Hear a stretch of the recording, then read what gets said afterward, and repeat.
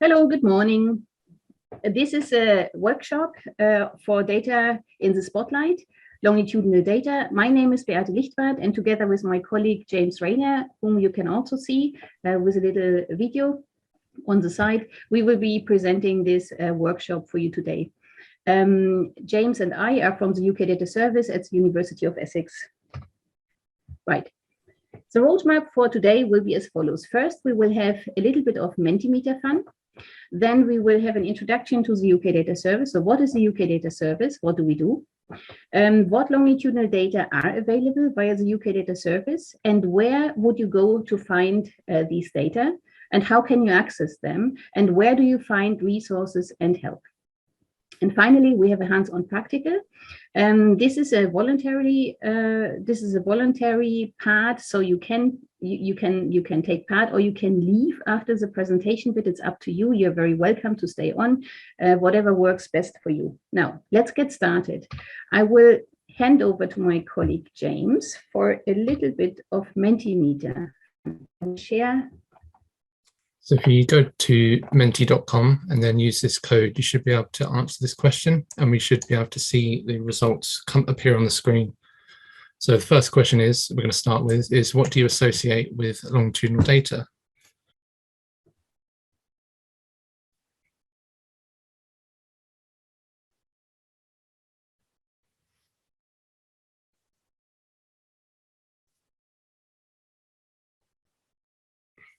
Just give it a couple more minutes for everyone to answer.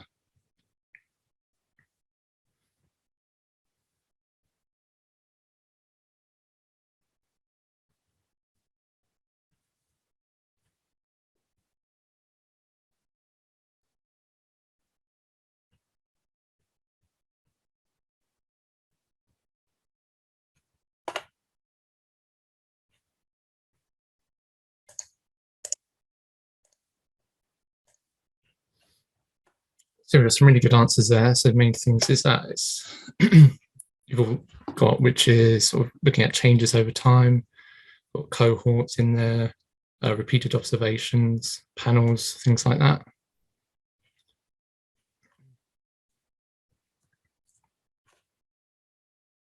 So we're happy, we can move on to the next question. So which research topic are you interested in? So just want to sort of get an idea of what you guys are sort of looking into longitudinal data for, what your personal interests are, things like that.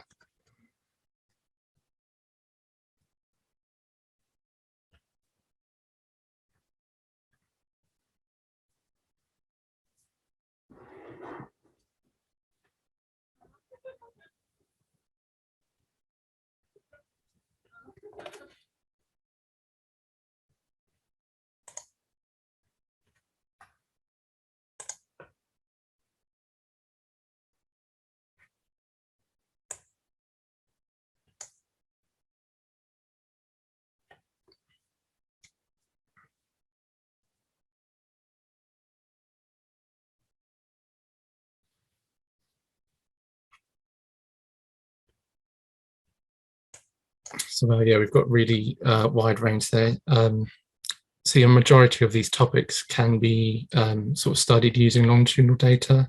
So you've got education in there, mental health, health is a big one, racial inequalities, employment. It's good to see there's like a large range of different backgrounds here today. We've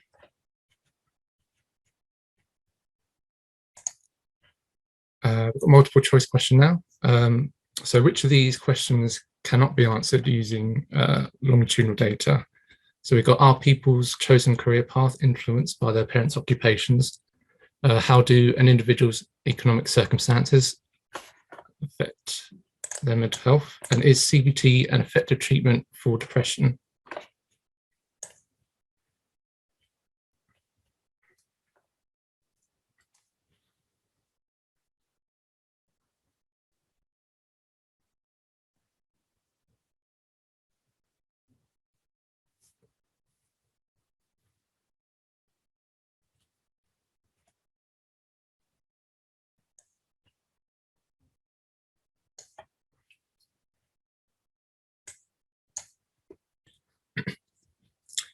Yes, that's quite interesting. The main one we were looking for was the third one, is CBT an effective treatment of depression?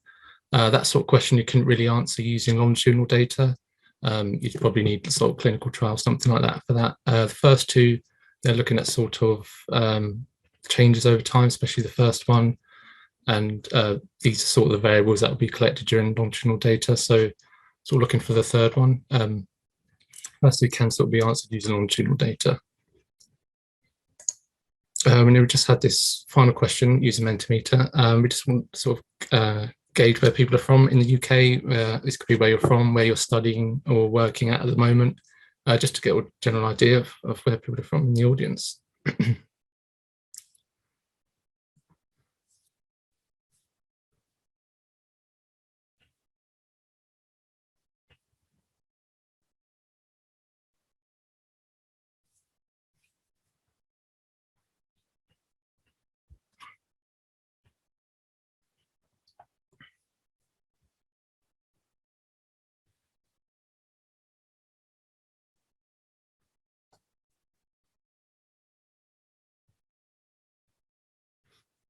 Okay, so we've got quite a few people from around the London area in today. Good to see people from up north as well coming in, and a few as well from outside the UK. So it's good to see. I think that wraps up the Mentimeter part of this presentation. I'll pass you back to Beate now. We'll continue.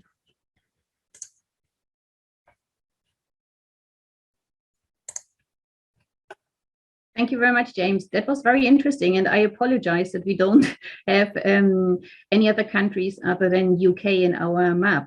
We thought about actually having a world map, but then we thought it would be presumably quite centered in the UK, because we thought about where people access us from, meaning whether people are studying in the UK, and we thought that would be presumably the case for today's webinar. Actually, I would be very interested for those who actually placed the dot in the C. Can you actually put in the chat where you are from? That would be very interesting. Thank you very much. Okay, and I will share my screen.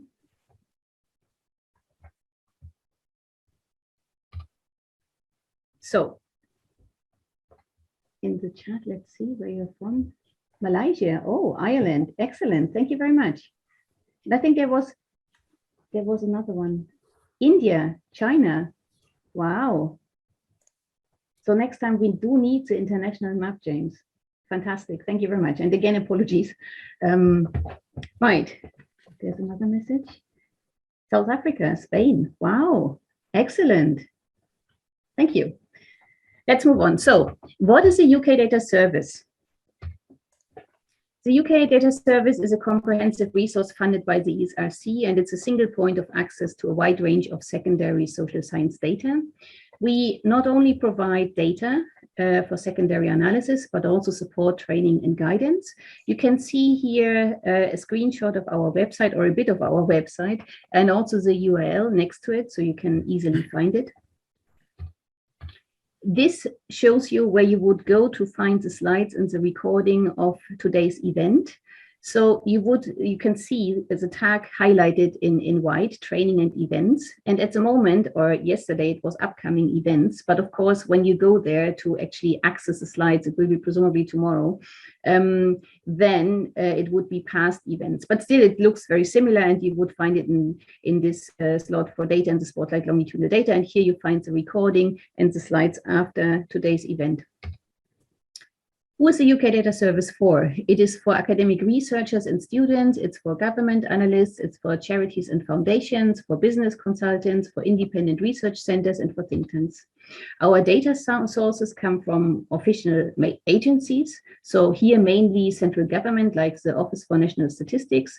We do have international statistical time series, and we have data from individual academics. So if you have a grant from the ESRC, for example, 3 months after you finished your project, you will be obliged to deposit the data with us for secondary use by others. That's part of the deal for the grant. We also have data from market research agencies. We hold public records, and we have historical sources. And also we have access to international data via links with our colleagues and other data archives worldwide. Now, the types of data collections we hold are survey microdata, which are cross-sectional data, pendant longitudinal data. This is a topic today. International microdata. Then second, we have aggregate statistics, and here especially international macrodata. We have third, census data, flow data, microdata, boundary data, etc. And fourth, we have qualitative and mixed methods data, and here in-depth interview transcripts, diaries, anthropological field notes, answers to open-ended questions, but also actually audio-visual recordings and images.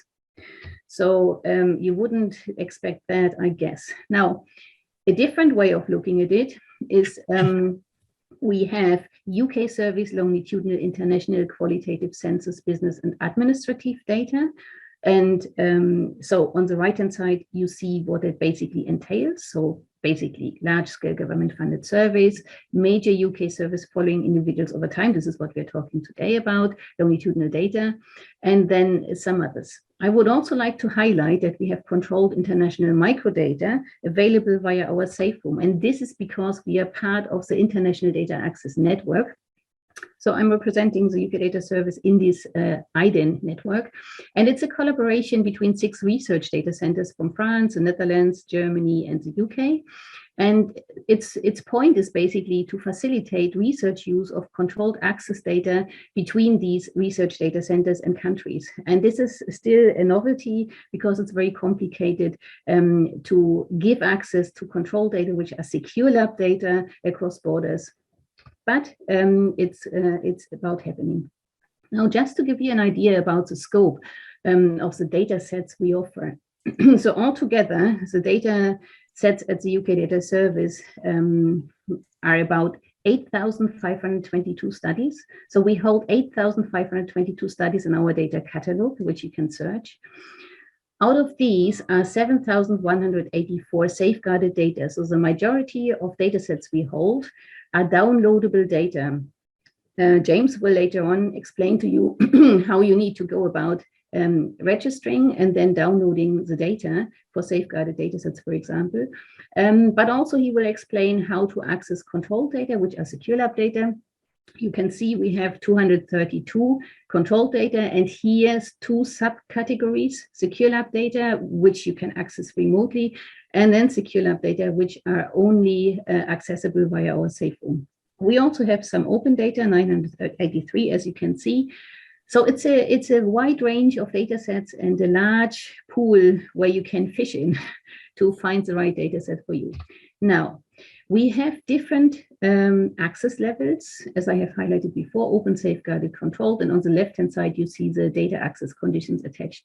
I think at this point, this is not of too much interest, that's why we will just move on to longitudinal data itself. That was just an overview of what all we hold. Now, longitudinal data. Well, these surveys involve repeated surveys of the same individuals at different points in time. And they are very large samples, as you will see later. I will give you some details. They are nationally representative. And there is, of course, a problem of attrition. So meaning after a while, people drop out. So you can imagine if you're repeatedly asked to answer questionnaires, after a while, you might not catch some people, or some people might decide they will no longer participate.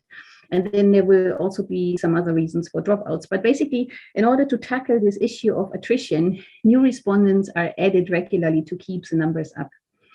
And these kind of data sets really allow researchers to analyze change at an individual level and over time, and also really analyze the dependency from all sorts of factors. We will look into what has been done before and what can be done, and also the whole wealth of linked data and linkages that offers unique opportunities for research. They're sometimes a little bit more complex to manage and analyze, but once you have understood how it works, it is not too bad, and it's actually definitely worth it. Now, some examples. What can you expect? So let me start with birth cohort data. That's the first 3. So the 1958 National Child Development Study, NCDS, the 1970 British Cohort Study, BCS 70, and the Millennium Cohort Study. And now let me jump to the next steps, LSYPE1, Longitudinal Study of Young People in England, because these 4 data sets are together coming from the Center for Longitudinal Studies in London, and we will talk about them together in some of the following slides. I would also like to highlight the British Household Panel Survey and its successor, the Understanding Society, or equally named UK Household Longitudinal Study. So both names are used for it. I don't know why it has two, but it has two names.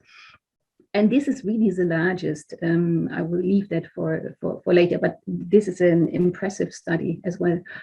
Now, we have some others, for example, Growing Up in Scotland, which particularly focuses on Scotland. And then we have the closer resource, which is a Cohort and Longitudinal Studies Enhancement resource. And why that is actually of very much help, I will showcase later. Let's start with the British Cohort Studies, with the birth cohort studies. Basically, they are designed to study the impact of childhood conditions on education, later life health, and economic circumstances. And also, they are there to facilitate the understanding of children and families in the UK. So, as I said, they are really large studies. So the NCDS, for example, follows a cohort of 17,000 born in a single week in 1958. The BCS 70, again, follows 17,000, this time born in a single week in 1970s. And then we have the millennium born ones, and here we have 19,000. And you can see, I have listed here, I don't want to read it all out, at what ages people are asked and respondents are actually surveyed. And they cover a wide range of social, economic, health, medical, and psychological issues. So, for example, the NCDS has become a unique resource for investigating social mobility and the impact of childhood conditions on later life. And then they also have some particular focus and foci on topics like partnership history, employment history, social participation and identity, behavioral studies, some essays. So also there are qualitative parts. So some of these studies are mixed method studies. So you have essays in addition to the quantitative data sets. So it's a modular system, if you imagine it in the sense of that there are certain questions which are asked in every sweep, but then or wave, however you want to call it, and then there are additional questions and topics which come up in certain waves. And that's the same for all the cohort studies. So the BCS 70, for example, has a design and coverage which is very similar to the NCDS. And some of the recent sweeps use common questions, which is actually really important for comparison. And if you want to do these intra-cohort and inter-cohort comparisons, so that really helps a lot, obviously, if you don't need to harmonize it yourself. And so again, they have some special foci like education, partnership history, employment history. And MCS is the same. Now, what I would like to highlight regarding MCS, I mean, that's the Millennium Cohort survey. And you can imagine that young people would not really be keen these days to have pen and pencil questionnaires to answer their time use questions. I don't think they would get a lot of replies to that, but what they have actually come up with, they have a time use diary app for mobile phones, and they have also an activity monitor. So basically that's the first large-scale population study in the world to incorporate objective measurement of physical activity, and they use an accelerometer alongside the self-reported time use for the same period into a social survey. So that's actually quite an interesting approach. Just thought I will highlight that to you. So these are the 4 national longitudinal cohort studies I mentioned. Next Steps fits in quite nicely in between the 1970s British cohort study and the Millennium Cohort Study, because there was quite a big gap of almost 30 years.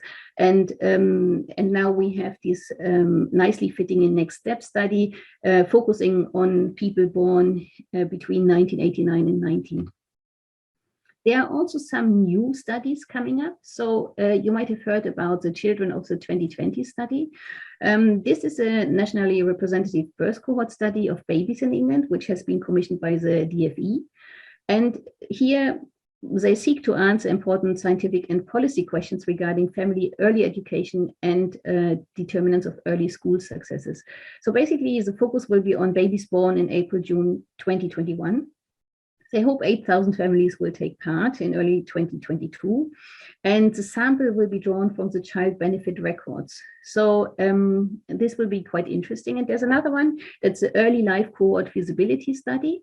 And once this has been run, the evaluation will show whether there is a point of having a new, larger main study. And if it is successful, then that will start in 2023, just for you to have a little outlook. Now, COVID. COVID has been very important for all of us for the last 2 years. And the longitudinal surveys were really quick to reply to this new challenge. And actually, they incorporated questions about that into their surveys, all of the longitudinal surveys. And so did CLS with their 4 longitudinal studies. And also they included the MRC National Survey of Health and Development as well. So you find COVID-related questions in all of these surveys now as well. When you come to the UK Data Service and you look for COVID, I will also show you later where to go for that. You will find it. Also quite worthy is looking at the closer block, how the UK's longitudinal studies are helping society navigate the COVID-19 pandemic. And this is what I was just talking about. If you want to look for COVID-19 datasets at the UK Data Service, just go to ukdataservice.ac.uk/find-data, browse COVID. Well, you can see the URL. I don't need to read it out to you actually. And I have just copied a part of a screenshot here, highlighting exactly what I talked about. The COVID-19, that's the second line or the second row. COVID-19 survey in 5 national longitudinal cohort studies, and then outlined which ones. So if you want to view those, you click there. But also Understanding Society has COVID-19 elements, and that will now lead us to talking about Understanding Society a little bit more. So Understanding Society started in 2009, and first data were available in 2010. It's a study of socioeconomic circumstances and attitudes, and now it comes of 100,000 individuals in 40,000 British households. So this study replaces and incorporates the BHPS, the British Household Panel Survey. And just to compare it, the BHPS was looking into 5,500 households, and this one is looking into 40,000 households. So it's quadrupled, if you wish. And the nice bit is also that it's basically retaining the latter's longevity whilst adding to the sample size and to the scope of the study. So there are new components, for example, the biomedical data collections, which I will talk about later. It's immense, and it's a very rich data source. Please have a look. Now, the coverage obviously includes current employment and earnings, employment status, parenting, childcare arrangements, family networks, all of these things I have just listed there and more. Now, health assessment is an important part of Understanding Society. Just one example here, dataset SN 7251, the nurse health assessment. We also have a webinar on survey data on biomarkers, and I have provided the URL underneath on the right-hand side as well. But coming back to this particular dataset, assessments here include blood pressure, weight, height, waist, body fat, grip strength, lung function, and blood samples. Now, not everybody is so familiar with biomarkers, and especially social scientists will not naturally be familiar with biomarkers. So there's a nice overview, and I have copied here also the URL for this particular PDF file, where you can find a table on biomarkers available in Understanding Society, but not just the table listing the biomarkers, but also the applications of these biomarkers. As for example, okay, you might know cholesterol, that basically the application is fat in the blood associated heart disease. This might not be so surprising, but others here are not so common. And also on the right-hand side, I have copied the URL and also a little bit from that particular website, where you find more information about this whole approach of including biomarkers. And it's really beautiful that Understanding Society brings together the biology and the social science here. And basically, it allows to measure health and illness, whether focusing on specific conditions, undiagnosed illness, the effectiveness of treatment, or the risk factors of ill health. It's actually quite an interesting resource available here for research. Now, data linkage is an issue and a positive thing for all of the longitudinal data sets. They will then end up being secure data sets because they are more detailed, but it offers new opportunities for analysis. And usually there are three types of data linkage: linkage with geographical identifiers, or B with administrative data, or C with organizational data, for example, identifiers of the schools the children attended or something like that.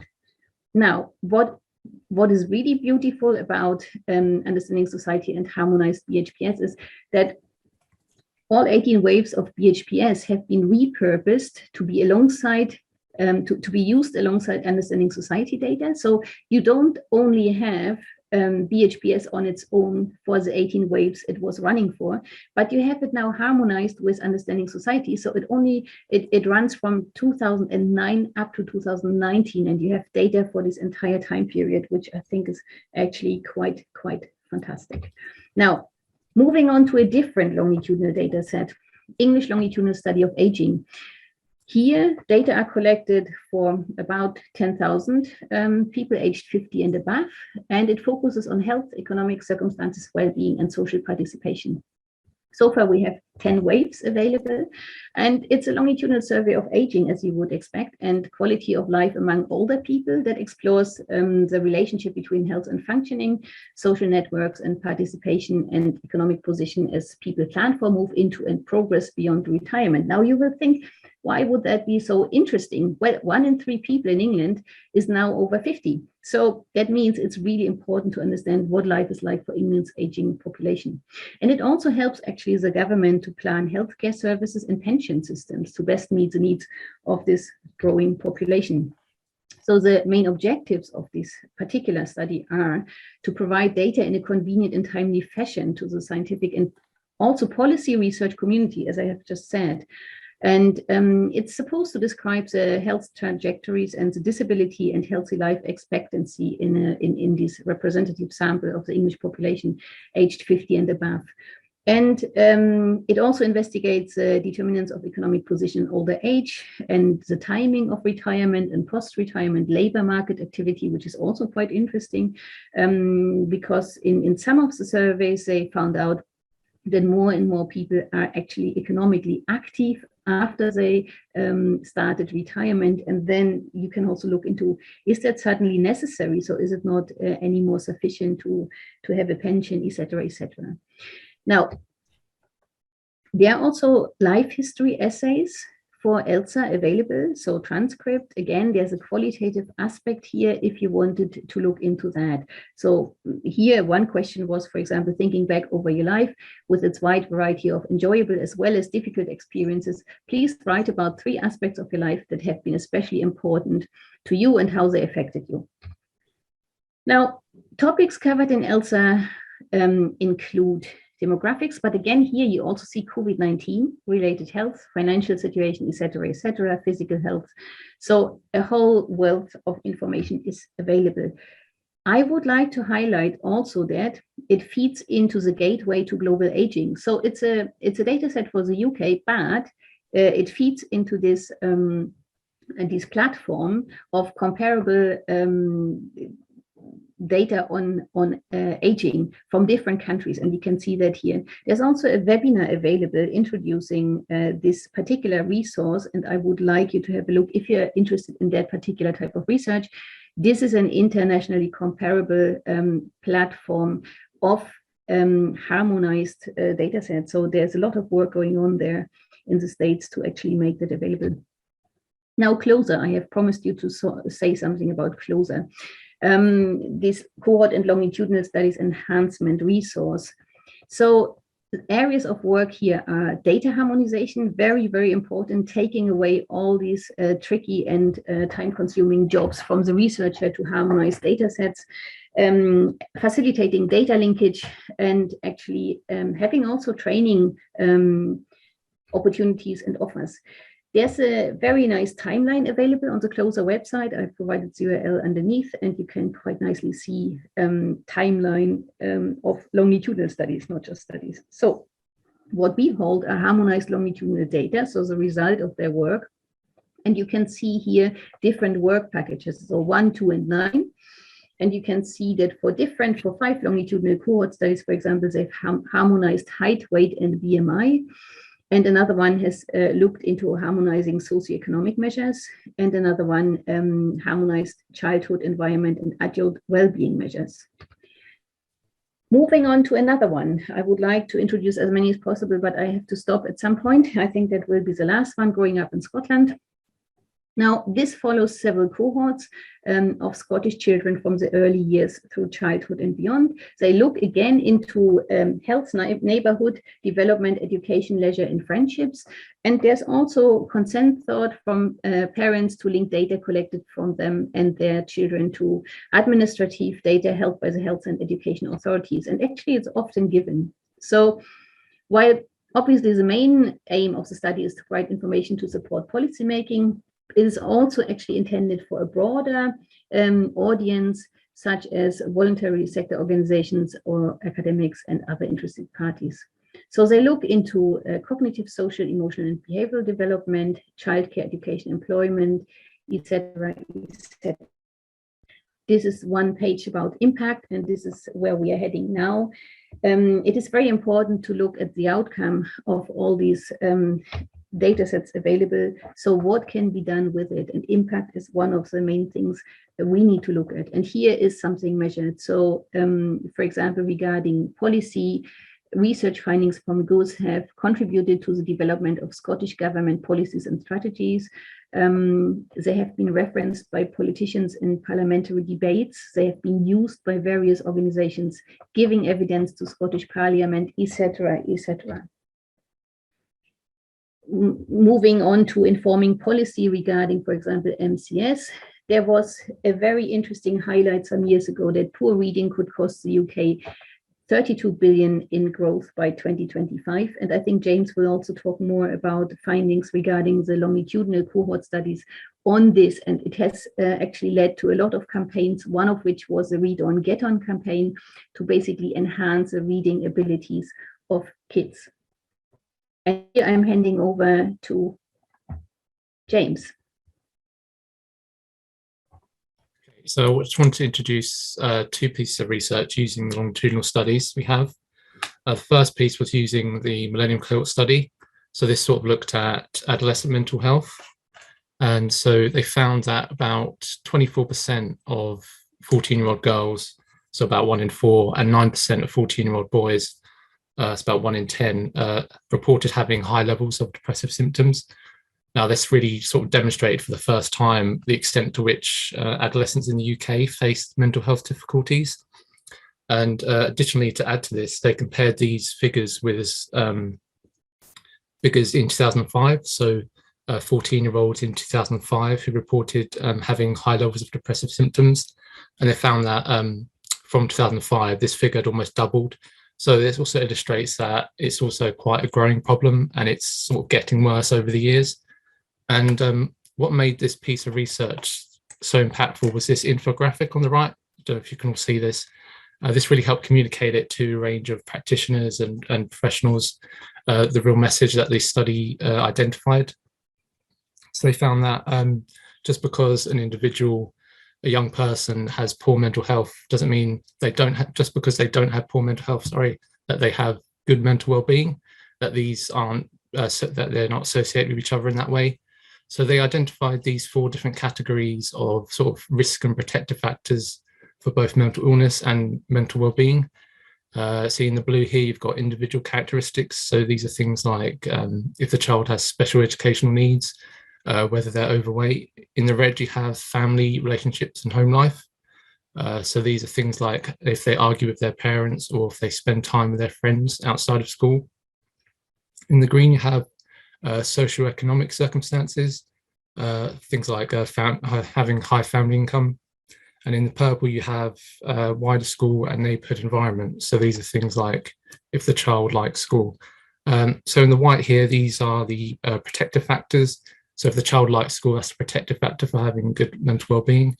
And in the red here, you have, in the black, sorry, you have risk factors. So if a child argues with their parents, that's quite a big risk factor for having poor mental illness. So it's quite an interesting graphic, and I'd encourage you to go onto this link below and actually explore it further, because it does quite illustrate quite neatly and concisely all that mental health for adolescents is quite a large topic, and there's sort of a multitude of different factors coming in from multiple parts of their lives that contribute to a child's mental illness and mental well-being. So this is something that was used to influence the Public Health England's 5-year strategy to sort of refocus that idea on improving UK's youth mental health. So yeah, it's very interesting. I encourage you to go and look at that link. The next thing I want to share with you was using the British Cohort Study. So this was again on reading and led to the Read On, Get On campaign that Beate mentioned earlier. So this, they looked at, so the idea is that a lot of people thought that reading for pleasure helped children learn in some way, but there was never really any evidence to support this.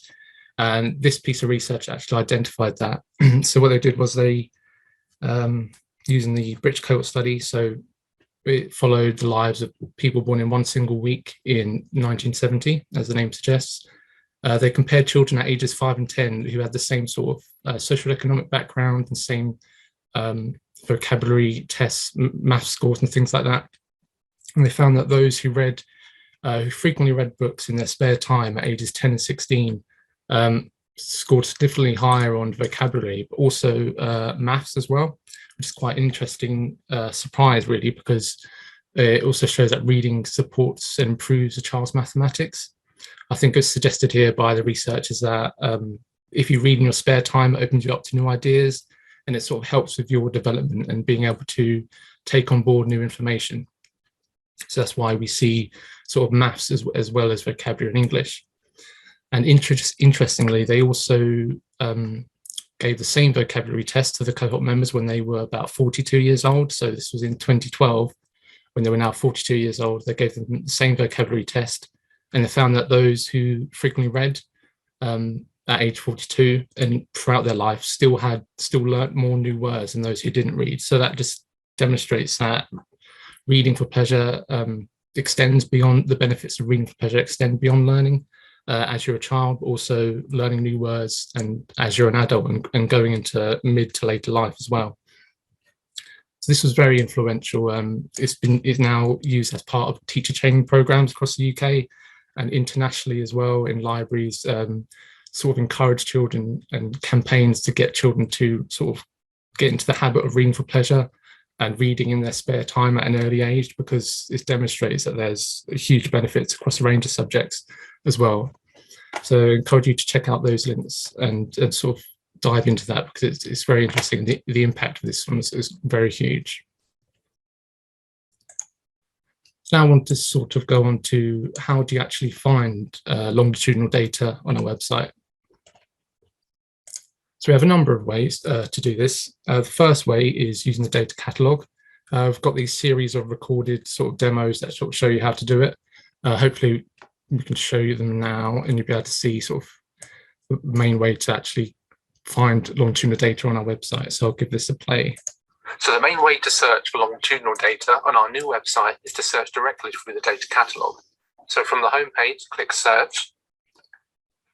Now initially this will display the data catalogue with all of our data studies and data series. However, to filter these results, go to data type on the left and select cohort and longitudinal studies. As you can see now, it's displaying 1042 results. And these results can be filtered further by date, topic, data access and country. And you can sort the results by having a different number of results per page, and you can sort by release date, relevance and title. So as you can see there on the data catalog, there's actually quite a lot of studies, so it can be quite daunting. But if you stay for the hands-on practical later, you'll actually get there's tasks there. You'll actually get a chance to explore the data catalog a bit more and sort of use it how you can search specifically for the data sets you want to use. Second way is a bit shorter as well. This is using a find data option on the home page at the top. I'll just play this video now. The second way to search for longitudinal data on our new website is to use the find data option. So select Find Data at the top left of our homepage. Select Browse and Access Data. Then scroll down to Browse by Data Type and select Longitudinal Studies. Now this will take you to the data catalogue with the Cohort and Longitudinal Studies filter. Data on our new website is to use the Find Data option. So select Find Data at the top left of our homepage. Select Browse and Access Data. Then scroll down to Browse by Data Type and select Longitudinal Studies. Now this will take you to the data catalogue with the Cohort and Longitudinal Studies filter already pre-selected. Yeah, I hope you can all hear that okay. So that's just a little bit shorter way to access the data catalogue without actually having to go through and applying that filter yourself. The second way to search for longitudinal data. Sorry. We've got a final way now. That's the variable question bank. So maybe you want to search for a specific variable, or you're looking for specific variables, but you're not really sure what data set you want to look for. The variable question bank is a useful tool to do that. So this will just demonstrate that now. So the third way to search longitudinal data on our new website is to use the variable and question bank. Now the variable and question bank can be accessed through our data catalogue. So from the home page, select Search, go to Variable and Question Bank on the right. Now the Variable and Question Bank can be used to search for specific variables within data sets. Say, for example, we are looking for a highest qualification variable. As you can see, it's displaying 8,973 results. These are all of the studies we have available that have a highest qualification variable. Now these results can be filtered further by the options you see on the left. Say we're looking for any study that has a highest qualification variable in England and covers the dates from 1967 to 2010. After refining these results, we can see now the number of results has gone down to 102. Now the variable and question bank will display the name of the variable, the question text used, and the exact study title that contains the variable. Now, a good feature of the variable and question bank is it allows you to add variables to My Variables list. So if we add these variables, these will be added to the basket here at the top right. After selecting this, we can see all the variables we've selected. Now this allows you to compare these variables side by side as it displays the variable name, the question text used, and the variable labels. So it's a really good tool to actually compare the variables that you want to use for your analysis. So the third way. Yes, that's quite a useful tool, especially with regards to longitudinal data, if you want to compare variables between sweeps, because sometimes across different sweeps and longitudinal data, the variables can change. So it's a good idea to sort of go in there and check to compare the variables between each sweep to see if it's actually what you're looking for. Okay, now we're going to move on to the section on data access. So sort of how do you actually go about accessing the data once you've identified what you want to access? So essentially, the data can be accessed by anyone who's registered with us, so all registered users. However, there may be certain restrictions depending on who can access the data. So if you're different, so depending on user type, if you're a UK user, if you're work at a higher education institution, there may be some restrictions if you're working or accessing outside of the UK. There'll also be usage and project characteristics. So why are you using that data? Are you using it for commercial purposes or non-commercial? There may be certain restrictions surrounding that. And also there'll be specific conditions attached to the specific data set you're accessing. So as like we mentioned earlier, we have the EUL, secure data. So there's different levels of data access, which we'll get into in a second. So usually data can be accessed on our web. It's freely available if you're part of a higher education institution, and it can be downloaded in a range of different formats. And there's also a range of supplementary documentation that's supplied with the data as well to help you use it and sort of introduce you to it as well. So the main step the first step to access data with us is to register. You can usually register via your UK institution. And as we said, the majority of our data sets are EUL, so you would have to agree to an end user license if you wish to access an EUL data set. And essentially, then you would download the data set or place an order if it's a special license one. So how to download an order. The link at the bottom there takes you to this page, which gives you 10 steps on how to download and order the data. So once you've identified it, you need to add it to your account. You may need to specify why you're using it and agreeing to the EUL as well, and then you'll be able to download it. So they're all there anyway if you want to go and check that out. So we have a range of data access conditions. We do have some open license data sets. A majority of ours, though, are end user license. So these you would have to agree to the license before you can access them, and you are able to download these to your own machine. We have special conditions, special license, which are slightly more detailed than end user license, and there's certain conditions attached with that. And we have secure lab data. So these are sort of high level control data. There's a risk with using them. So you have to go through a process of becoming an accredited approved researcher, creating a project application, specifying and justifying why you have to use that controlled data rather than any other data set. So there is quite a longer process to access that data, and this can only be accessed remotely, and you can't download it to your machine at all. So yeah, so this is how each of the data access conditions fit into our 3 tiers of access levels. So we have the open level.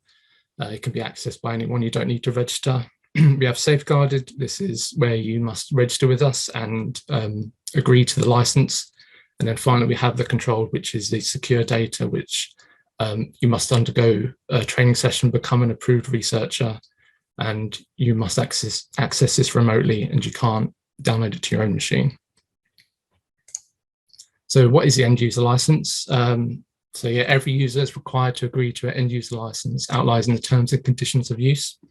It's quite large, but the main points are that you're not allowed to share this data with anyone. You're not to use the data to identify individuals, households, or organizations. You can't disclose your login information with anyone. You can't let anyone else share, look over your shoulder or share it with anyone who hasn't agreed to the end user license. And you must remember to cite the data correctly and inform the UK Data Service of any publications you've made using that data. Then we also have the secure lab data access. Spoke about this before, but you can't download these. You have to access them remotely. You must complete the safe research training, which means you become an accredited researcher, which sort of teaches you how to sort of handle this data securely and safely. You must submit a formal application. So this is sort of a research project application. We don't normally have secure lab data is not allowed to be used for undergraduate or postgraduate dissertations because of the long process that involves. And you access this remotely. And finally, any outputs, sort of data analysis tables, results using the data undergoes what's called a statistical disclosure control check. So to make sure that no individuals or organizations can be identified in that output using the data at all. So therefore, it's sort of safe to be published.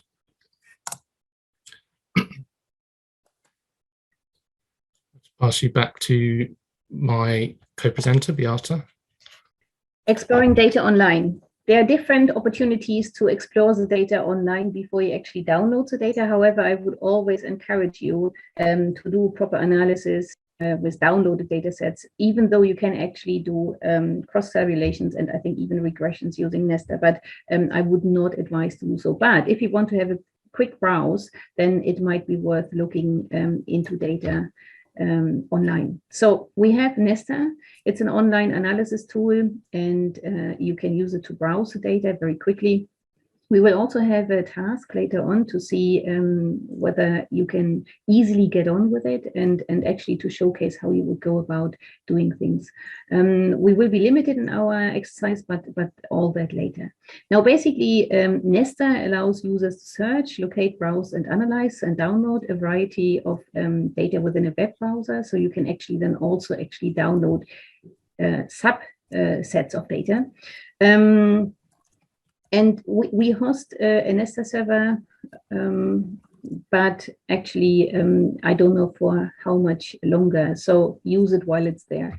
Now, you will need to register if you want to do any meaningful analysis. You will also need to do that later. But let's just first talk about it. Here you find the URL for Nesta and also for other tools. So this is just one part of our website about online tools for exploring data. You can see there are also some other tools, but if you when you scroll down, which you can't see now because this is not a live thing, you will find others. Now, just to illustrate what you can do here, for example, you can see that you can have quickly frequency tables, and on the right-hand side then also bar charts illustrating cross tabulations. And you can also have timelines, but for all of this, you need to be registered and you need to log in. But I think it's a very quick and easy way of looking whether there is something in the data that you need. But for proper analysis, I would actually suggest to download the data and look into the data on your computer. Now, support and resources. I think I'm already handing back to you, James. Yeah, thank you.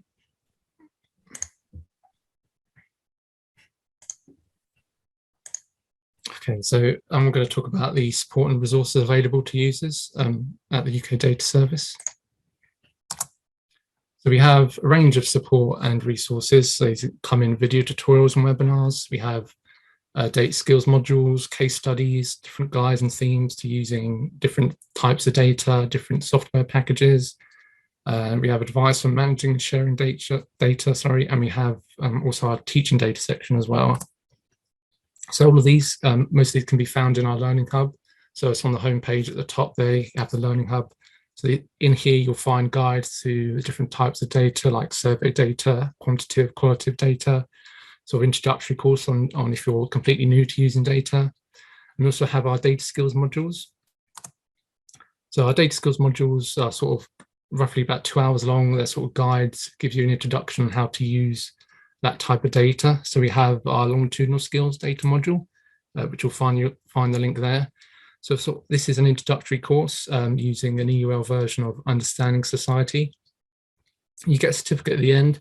You can see there's lots of different modules there on the left that sort of take you through what is longitudinal data, and there's sort of questions and answers along the way that sort of checks your understanding, and there's different use cases there. So it's quite an interesting module, and I advise you to complete that if you're wanting to get into using longitudinal data. We also have a range of case studies that you can look at. So these are case studies where you can see sort of the impact of some of the research using the data. You can sort of browse different topics and see in sort of which domains the research is being used. And you can browse all our case studies using the Browse Case Studies on the top right there. So to access this page, in particular, you go to Impact Case Studies. From there, you can browse all case studies. So if there was a particular topic or category you're looking at, you want to find more about, you can actually filter these results using category. And if there's certain years as well, sorry, you can use the year filters there. So you can search for different categories and years in all of our case studies.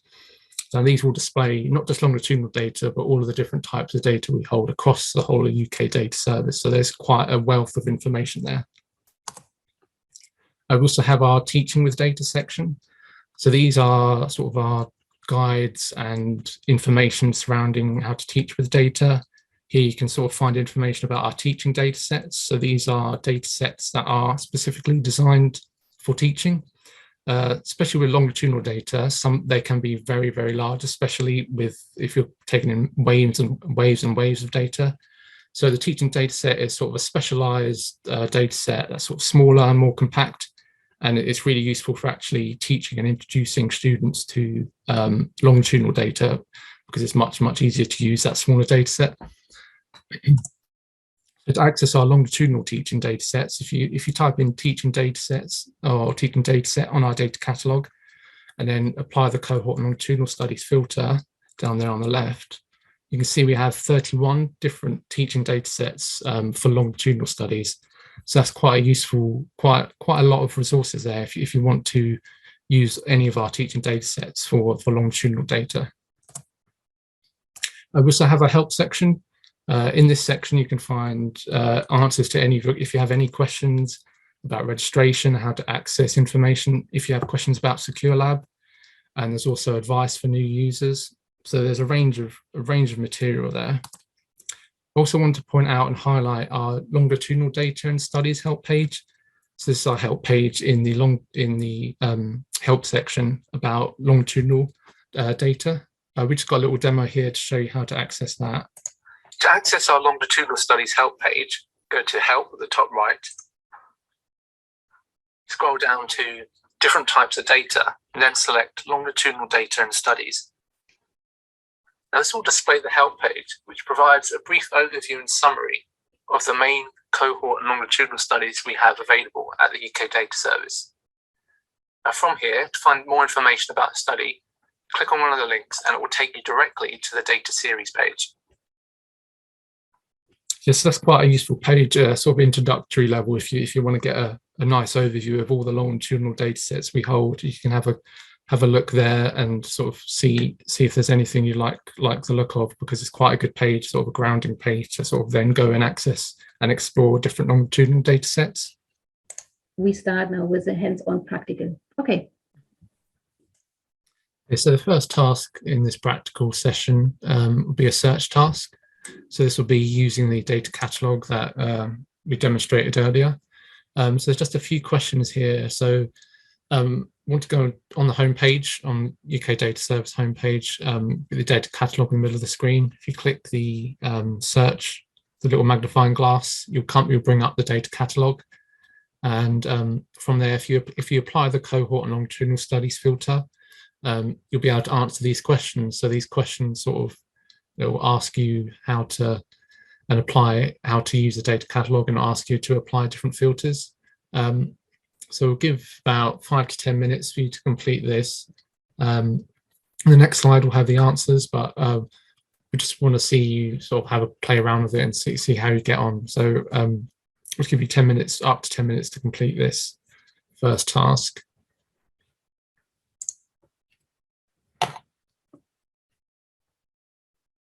Okay, shall we read the results? Okay, it's just so. So for the first one, all of our cohort longitudinal studies, there was 1,051. So well done to anyone who got that. Now filter this again for the economic cohort longitudinal studies. There was 83. 21 are both safeguarded and cover the United Kingdom. And then on this result page, the first result was the Understanding Society Harmonised BHPS dataset, so study number 6614. Well done to anyone who got those correct answers. And did anyone manage to find a longitudinal dataset that they would use in the future, that they found quite interesting? So SN 8305, the harmonised socioeconomic measures in 4 longitudinal cohort studies. Excellent. Mm-hmm.